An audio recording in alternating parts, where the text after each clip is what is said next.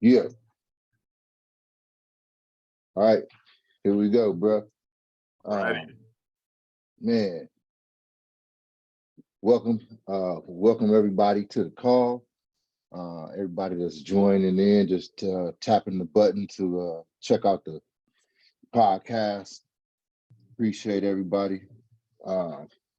We got man Rez agreed to participate in this conversation called Being a Gift. But first and foremost, as customary, we want to invite the God of our consciousness, understanding, into the conversation, into the discussion, that we be able to see clearly and receive what is available for us in Him growing us. So let's give a good 10 seconds on that one, and we'll be right back at it.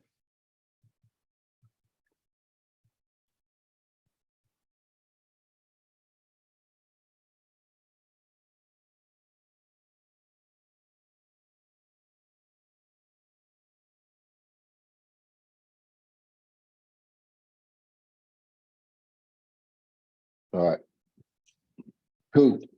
So, man, what up, Reg? All right, What's going on? man, solid, man.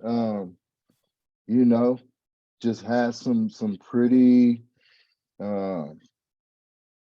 motivating factors in my recent travels, I guess you say. And the inspiration for this topic actually come from a conversation that I had when a brother, I usually hit people with, what's going on? What you got for me? Tell me something good, And he hit me with, he asked me that. And I'm like, well, yeah, because of the nature of our relationship and stuff like that, it allowed me to stop in my tracks and actually give him something that I felt was going to add value. Right. And that's what I shared with him, be a gift.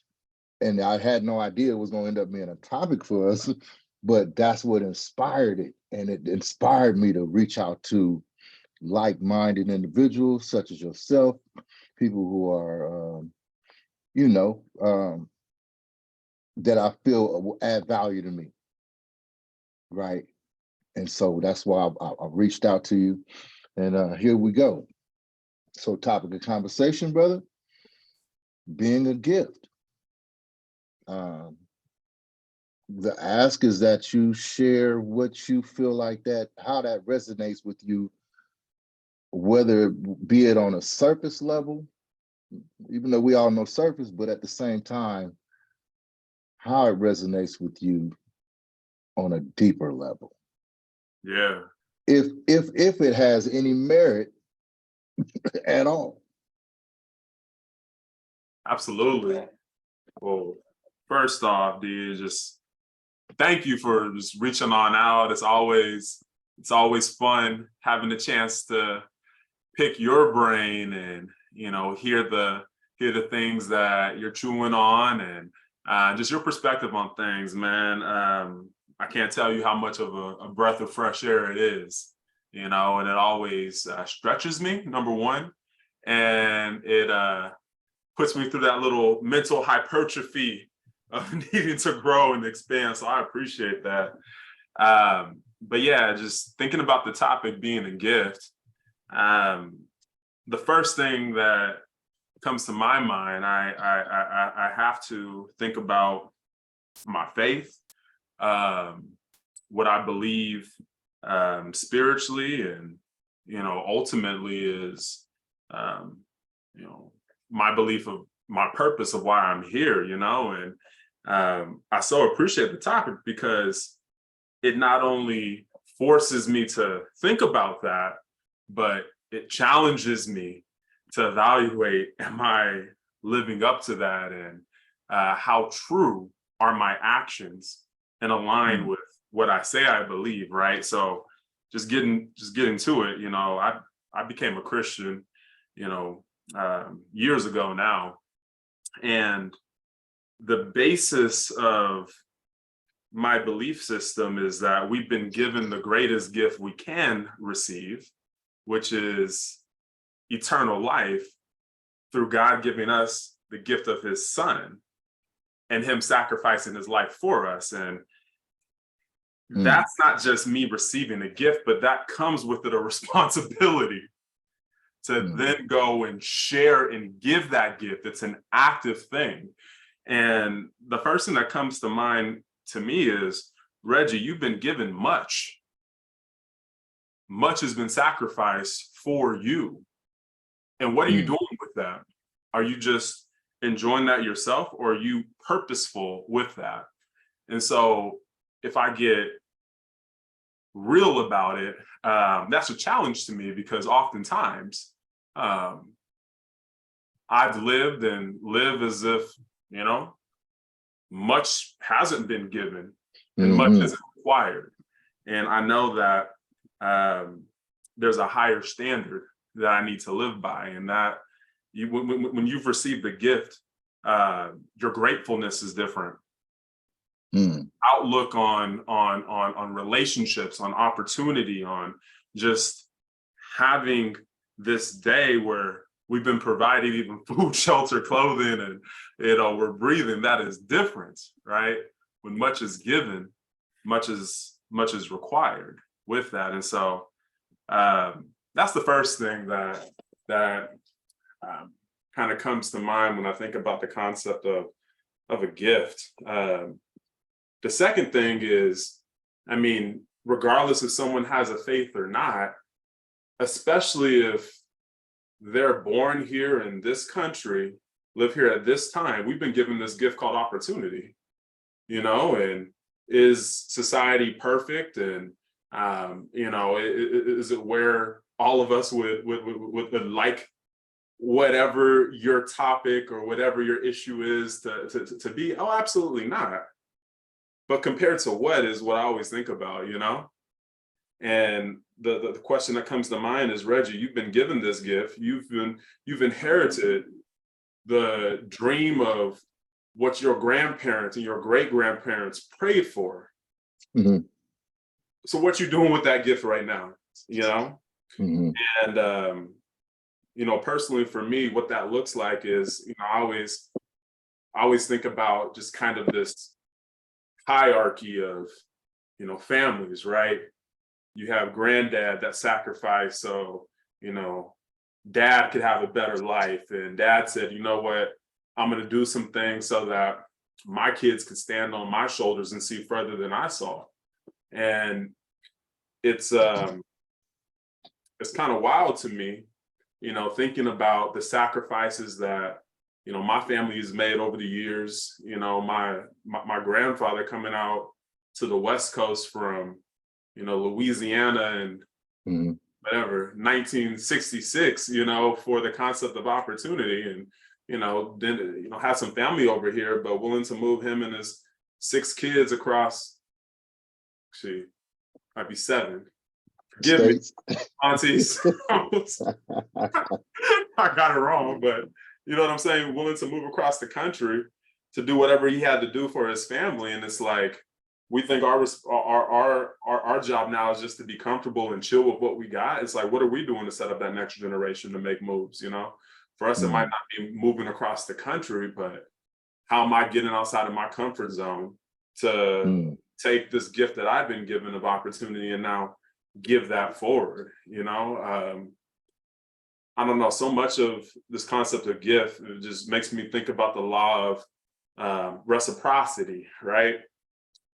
Being able to receive, but now that you've received, not that you're trying to like one up the gift or anything like that, but once again, are you going to be that river that continues to pass on that blessing, or does it just stop with you?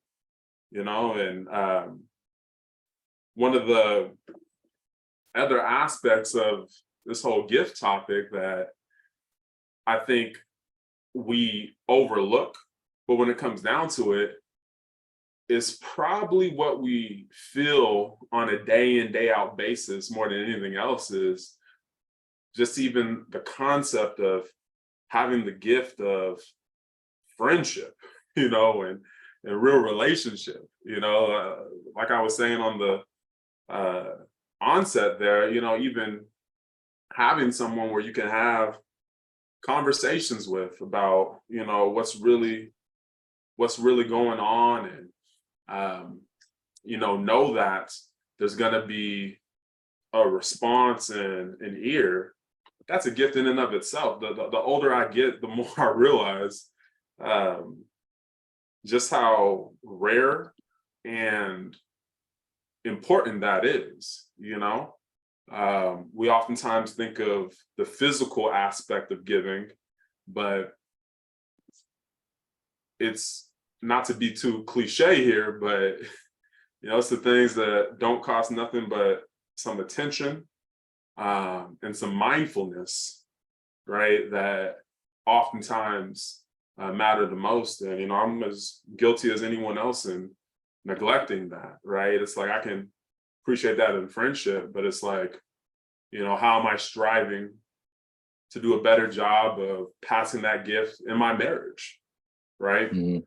How am I doing that, and or where am I at in doing that, and continuing to grow and steward, the relationships that God's already blessed me with in my life, and not taking those people for granted. And so I'm gonna quit rambling, but those are just some things that come to mind when we start talking about gifts, man.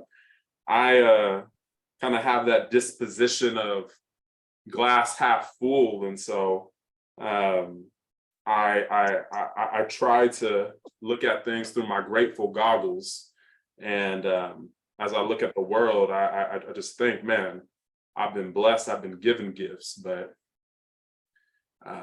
if there's not action, if there's not, some kind of,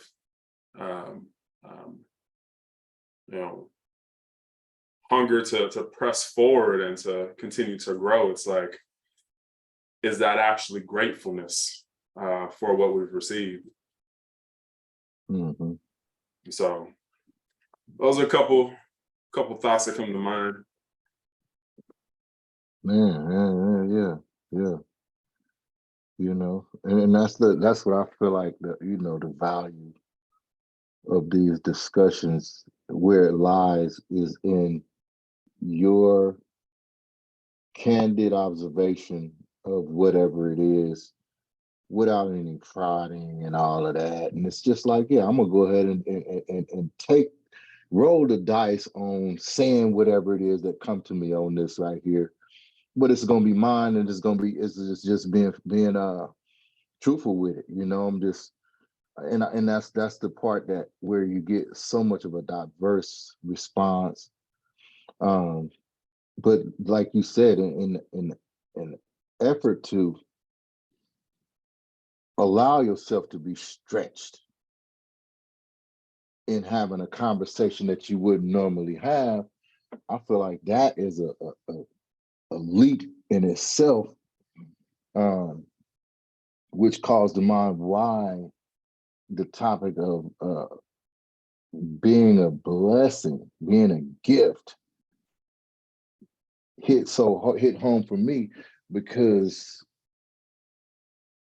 like you, I've been lately looking at ways to be a gift. How can I effectively expand on the gift that I've been given, Mm. which is essentially the gift of life? And then I resonate with something that I've heard over the years, is that I've resonated with, there's a power of life and death in the tongue. And so I equate that with me managing my gift, which is the gift to breathe life, speak life over somebody in a lot of instances, and the ability as well to speak death and destruction, Mm. right? But I claim my gift to speak life. And so I guess what I'm trying to say is I'm lately getting to the point where it's like, how can I effectively uh, seek to use that gift without being selective, Mm. right? So now at that pivotal point, it's like you get to look at all the other stuff that's going on around you as far as friends, family, the ties that you always, that you identify with on a regular basis. I gotta take care of this, I gotta take care of that. This is my responsibility. So that's my comfort zone, that's my circle, that's whatever it is, you know what I mean? These are the things I've identified that I have power over, well, whatever, however I think you know what I'm trying to say. Absolutely. But in not being selective, don't mean and go out and just try to include every single thing and every single person into, but by default, you come in contact with other people, Right. And I can say I'm guilty of having the thought on my mind to be a gift. And then because I'm looking at how this person might be looking, I'm already calculating what I think they thinking. We Right. kind of talked about that before too, and it ain't got to be nothing malicious or nothing like that. But it's just like, okay, the hi ain't as forceful. The how you doing ain't as sincere, right? Right. And so I'm trying to look for ways that I can actually harness a energy, uh, continuous, and just you know that's there no matter what situation I'm in. That's real. As you share that, it just made me think about something that I've definitely been convicted of, uh, Mhm. and have noticed. So going back to scripture, right? Do you know why the Bible talks so much about widows and orphans, right? It talks about charity to those two groups because in society, that's the bottom of the totem pole. Those are the most marginalized. Those were the people who had the least amount of resources. And so it talked about charity to those two groups because there was no way that a widow or orphan could ever reciprocate that and pay that back, right? Mm. And so as you were talking about not being selective with it, this is what I've caught myself doing, just being just being real here. And it wasn't even a conscious thing, but it's just something I noticed. Why is it it's a lot easier to have a smile?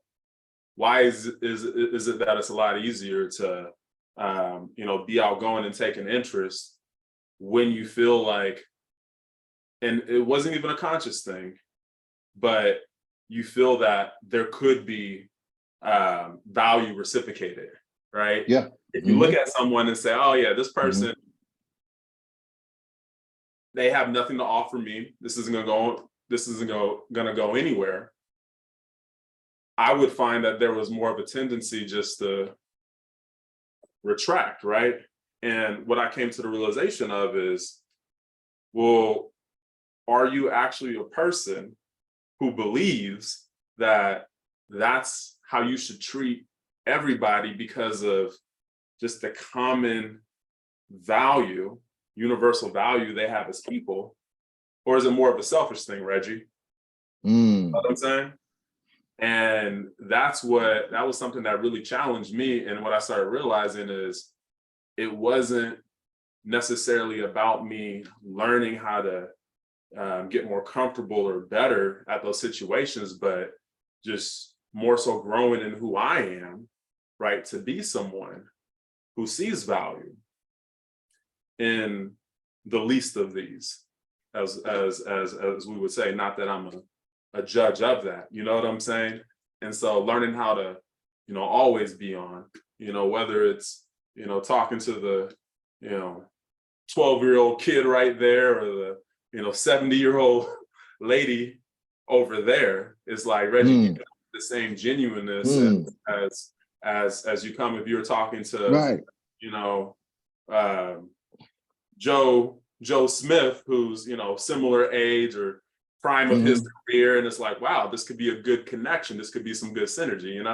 And so that was something that was definitely an awareness builder for me, that you know had to work on a bit. And to get real, where it really kind of manifested itself was um, how I looked at people and treated people, especially like in Hmm. my place of work, during Hmm. the day, kind of 9 to 5, as opposed to, when I'm handling my business outside of work and, working for myself. And it was kind of like, this is just job stuff, as opposed to, after work, it's like, all right, now it's time to make a good, it's like, nah, you need to be the same person, whether you're over here at the 9 to 5, whether you're, you know, over here at the gym, whether you're out doing your own, Hmm. business ventures, Hmm. you know what I'm saying? And so that Yeah. was definitely a challenger for me a couple years back, kind of realizing that. Yeah. Yeah. So, because you got me fired up on that one too.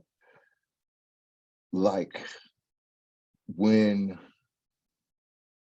we, I guess, just to set the stage for that stretching is when you actually ask yourself, and when you've taken pause at something that you catch, like, wait a minute, I didn't just treat that person like I treated this other person, and it might not have, like we said before, might not have been malicious, but at the same time, you notice the difference, Yeah. right? And you kind of convicted right there, and you ask, why? Why am I convicted over that? You know what I'm saying? Oh, And so for me, where my mind goes is to, because these are human connections and interactions for the most part, I gravitate back towards the thought and understanding that God created all of us. And this is what I say I believe. yeah. So in saying I believe that, first of all, did I invite him with me wherever I might have been at when I seen this other person, right? Yeah. Did I invite that? Did I invite that he was there right there in that instant? And second of all, did I invite that he's in them too? And that you never know. So I guess to say you never know who or how he's going to speak to you. So when did you flip the switch that he was not going to be available in this person, when you decided not to have interaction, or not to just what we talking about, be a gift? Yeah, You decided not to be a gift because you prejudged the situation going in. it's real. So like you said, always being on changes that. Yeah. Because always being on, and what we talking about, my translation of it is, always being on is always identifying that God is in you and in that person too, and he's with you. So the invitation is there, makes it easier for you to open your mouth, Yeah. make it easier for Real. you to be a gift, right? And easier for you to do it without asking for nothing. There's no expectation on what I just did. Exactly. So that's what, you know what I mean? That's where you took me with that one. That's the to throw it back a little bit, that's the elephant in the room. Hmm. It is Talk to me. it's that's the difference between, I mean, if we get down to it, what's genuine, what's not, Hmm. do you do it without expectation? Or, Okay. or are there contingencies? I'm doing this because I'm Hmm. thinking that it's gonna cause this, or not. Is it just love? let it be received, Mm-hmm. and what grows grows. You know what I'm saying? But Right, right. that's what it comes down to. And when we talk about the, not being, it's like maybe that's it. You just maybe don't feel that person, has value to add back. But remembering that, I love what you said, man. They're made in the image of God. The Imago Dei, right? That's they're image bearers of their creator, all of us, right? That's Mm-hmm. something that's common to man. And when we forget that, we objectify, we judge, Mm-hmm. and we don't get the benefit of the doubt. That's for sure. That's for sure. Yeah, yeah. And, thinking transactionally Yeah. and conditionally. Yeah. You know what I mean? I feel like, honestly, like I said, it ain't about everybody getting it. It's about the fact that I've picked that thing up, twisted it, turned it around, and everything like that, and then broke it all the way down for myself to start now understanding how I move. And then going back to the big thought that's been floating around is going back to the conditioning that I received over the years. And I ain't playing the blame game. It's that you now understand how you even built and why you built that way. And now recognizing that I have a choice. I can continue to, roll the way I've been rolling, right? But if I'm rolling that way with the understanding, then guess what? Now I'm rolling this way on purpose. Hmm. But if I'm doing it because that's what I was always told, and I never took the time to challenge all of these idiosyncrasies and thought processes and politics, if I never, then I'm not really guilty. But when I allow myself to burn because something ain't resonating with me, it's something hitting my spirit sideways, and I'm like, oh, I've always been doing this. But I find some type of way that somebody's been done a disservice with the way I'm moving. And I know in my heart, my intention is pure. So I'm sitting there like, why don't my intention and the purity of how I feel in my heart match up with how I've been conditioned? Right. I got some serious questions to ask. I'm gonna ask those questions and be honest about the feedback I get from wherever I get it from, and roll from there. If that means what feedback that I got is a 180 from what I was always conditioned, then guess what? The conditions still persist, but how about how I'm gonna move based on those conditions? It changed. Yeah. It's got to change. You know what I mean? Or else I'm a hypocrite and I'm gonna be walking around feeling funny every time this situation come up because I'm gonna do exact opposite of what I told myself. This is a totally different way I need to move. Yeah. But being a gift. Let's do it. Let's bring it home one time on the being a gift. Being a gift. So I guess if I could just sum that up, you are a gift when you recognize how much you've been given, number one, and the weightiness of really that responsibility, right? The way I look at it is, if you actually cherish if I cherish what I've been given, I realize that I have a responsibility to pass that forward, and I think that applies to so much, whether it's even something as simple as us, building our health, right? If we've been given insights and we've been able to grow there, it's natural to share that because we've seen the growth, we've seen the value of that, and we truly feel that, yeah, we've been blessed, and now it's our opportunity to be a blessing, right? I think about that generationally, what I've been given, and the foundation, set, even the opportunity to be alive right now in history. You know what I'm saying? What am I doing with that? Do I look at that as a burden, or do I look at that as an opportunity? You know? Mm. And so much is given, much is required is what I keep coming back to, and understanding that there's a very positive, blessed burden with the gifts we've been given to extend that forward. Facts. Mm. Yeah, yeah. And just, and bro, I gotta let it ride on that one, man. I got no extras. I just want to receive that on the level that what you said requires ownership. Mm. You know what I mean?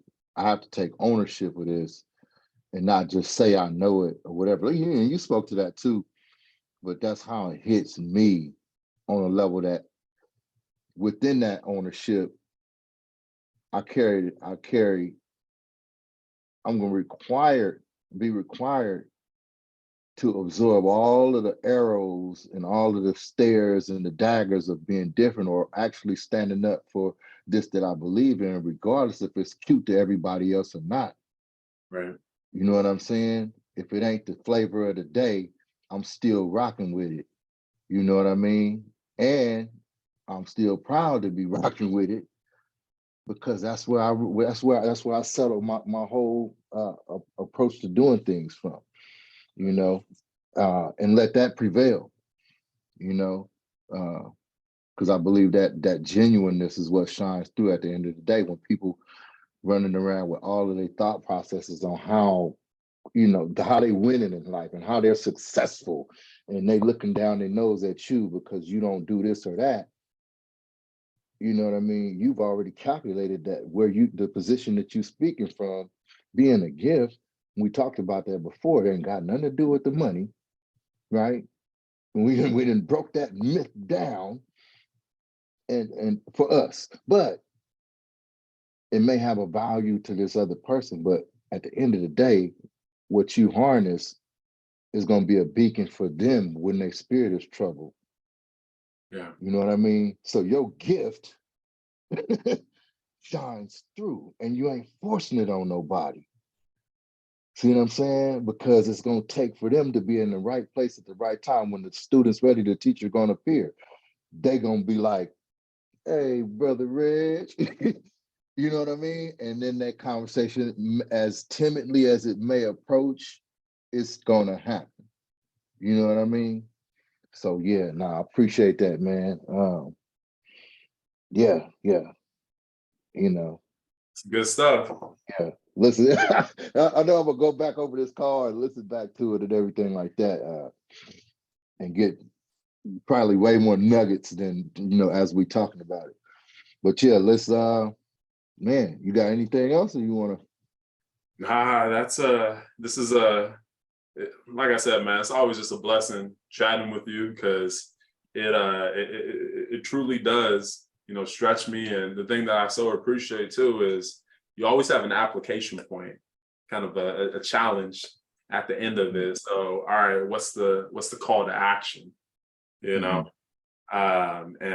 that's something that's been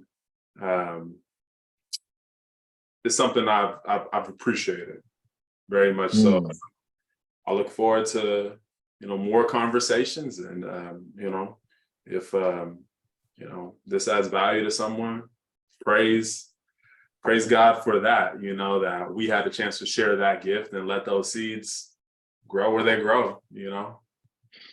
Yeah, facts. Yeah, we called into action. Straight up. Yeah. But I believe that accepting the challenge in this one is the call to action, because being a gift, it's a heavy lift, but it's so easy to do.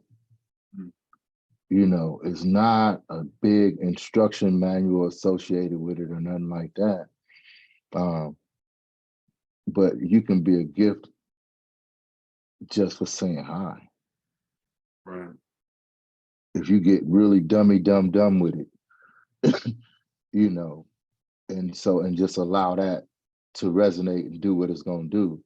I mean, in my line of work, I'm just like, it's almost eerie the experiences I have by saying something like, "You're good." I said that to somebody, and they was like, "Man, you don't know how much it mean for me to hear you say that to me." Like, what, really? I said, "You good." Like, how many times can you hear you're good or read it and don't think nothing of it? Right. It's the gift. I I was giving that lady that. You're good. I didn't ask her. So once again, like you said, it goes back to your intention, Right. right? So I guess the call to action, if we want to put a fine point on it, will be to be intentional and pure of intent, and know that we're expressing a gift when we're expressing it unconditionally and not asking for nothing in return.